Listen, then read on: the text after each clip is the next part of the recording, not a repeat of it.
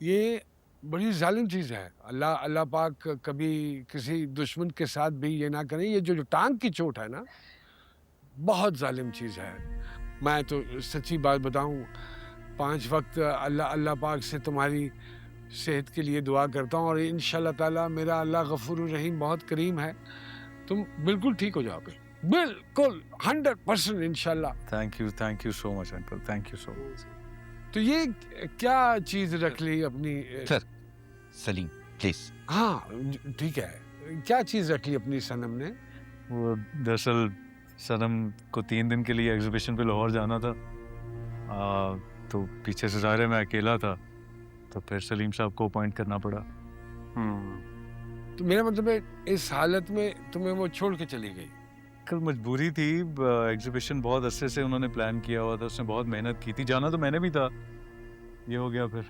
अरे हाँ, ये बात तो मैंने भी देखी है उसमें कि मेहनत तो वो बहुत करती है। अल्लाह पाक उसको इसी तरह हिम्मत दिए रखे, दिन हो या रात उसको किसी बात का होश नहीं रहता, बड़ी मेहनत करती। बस अंकल फिर इसीलिए उसे रोकने की हिम्मत ही नहीं हुई मेरी। अच्छा है, अच्छा है, अच्छा है, अच्छा है। भाई सच्ची बात बताऊँ तो हाँ, अल्लाह पाक मेरी अम्मा को करवट करवट जन्नत नसीब फरमाए। मरहुमा की एक बात थी कि अगर ये सब कुछ मेरे घर में हो रहा होता ना तो मत पूछो तुम। ओ हो क्या होना था। बल्कि मुझे याद आया एक दफ़ा रुबीना तुम्हारी आपा उसके घर भाई के घर में कोई फंक्शन वगैरह था। बच्चे उस वक़्त छोटे थे बहुत और मुझे वो मौसमी बुखार हुआ, जिस्म टूट रहा है, ये बंद, ये बिल्कुल बंद।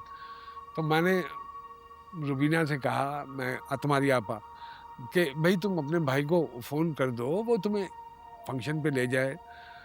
और वो आ भी गया और वो बच्चों समेत चली भी गई। लेकिन उफ़! जब वो वापस आई है वहाँ से, अम्मा अम्मा ने एक हंगामा खड़ा कर दिया, एक हंगामा खड़ा कर दिया। अम्मा की तो सुई जो थी ना, वो फँस गई बस वहाँ पे। अच्छा। कि तुम गई कैसे मेरे बेटे को इस हालत में छोड़ के? वाह। वही बात आई अम्मा, कितने महीने अम्मा ताने देती रही, ताने तकार। उस ज़माने के बुज़ुर्गों की बात कुछ अलग थी। समझ रहे हो मेरी बात? हालाँकि क्या नाम है, अपनी रुबीना तुम्हारी आपा ने माफ़ी भी माँगी, मेरे आगे भी बहुत शर्मिंदा हुई कि हाँ, मुझे फरासत जी आपको छोड़ के नहीं जाना चाहिए था।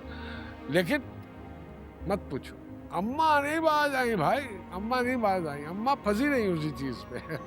वो माँ का प्यार है ना। बस मैं तुम्हें एक बात बताऊँ, आज के दौर में ना तुम्हारी आंटी जैसी बीवियाँ, आपा जैसी बीवियाँ ना बहुत कम होती हैं। आटे में बिल्कुल नमक के बराबर नहीं मिलेगी ऐसी ऐसी बीवी। अल्लाह अल्लाह अल्लाह पाक मेरी रुबीना को लंबी ज़िंदगी अता फरमाए और इसी तरह माशाल्लाह सेहत और तंदुरुस्ती के साथ रखे। भाई साहब चाय बनानी है? सलीम प्लीज। सलीम साहब चाय बनानी आती है आपको? जी जी। तो फिर हम दोनों के लिए और अपने लिए बना के ले आएं? जी जी, अभी गया अभी लाया। ये क्या आइटम तुम्हारे ऊपर छोड़ के चली गई जी। चलो चाय शाय तो जब तक सनम वापस आती है बना लेता तो अच्छी बात है। और खाने का क्या है प्रोग्राम? अंकल खाना भी सनम बना के फ्रीज करके गई है। अरे यार, वो भी खाना कोई खाने वाली चीज़ है यार। जमा हुआ सालन बासी हुआ हुआ इस मशीन से निकालो, इस मशीन में गरम करो, उसकी ग़िज़ाइयत बर्बाद, उसका सारा कुछ बेड़ा गर्क।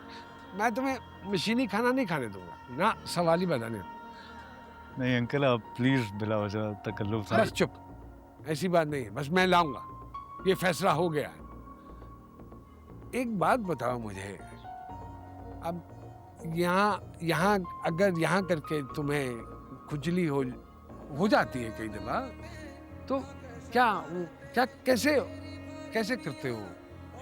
एक सच बात बताऊं अंकल, अभी तक हुई नहीं है तो आइडिया नहीं है। अरे यार। लेकिन आपका क्वेश्चन बिल्कुल वैलिड है, अगर हो जाए तो बंदा क्या करे वैसे। हाँ, नहीं खुजली है, कहीं भी हो सकती है कहीं भी भाई। हो सकती है।